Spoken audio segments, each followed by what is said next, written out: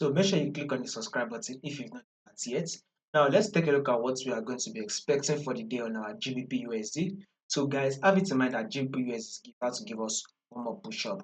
Why are we going to be expecting that push up for the day is what we are going to be analyzing right now. So let's start with our trend. First thing first, before we take a trade, we need to know the trend. And as you can see right here, market is trending to the upside. We are in an uptrend move for GBPUSD. Now take a look at this moment right here, guys. If this is our seen as our higher high, here is our higher low. This is also seen as the higher high, and here comes the higher low, right?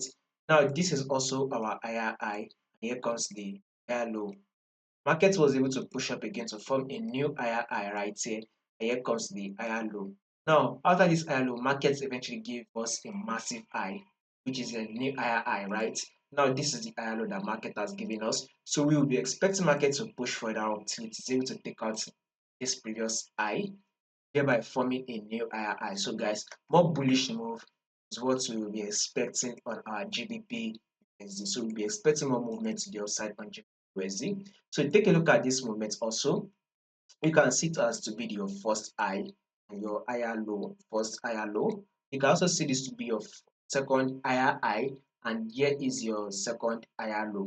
So in your London section, once the London section opens, look to be going in for the buy on GBP USD, because this week, today, which for today, we're expecting GBP USD to give us a bullish move, whereby GBP USD should open and close bullish for us.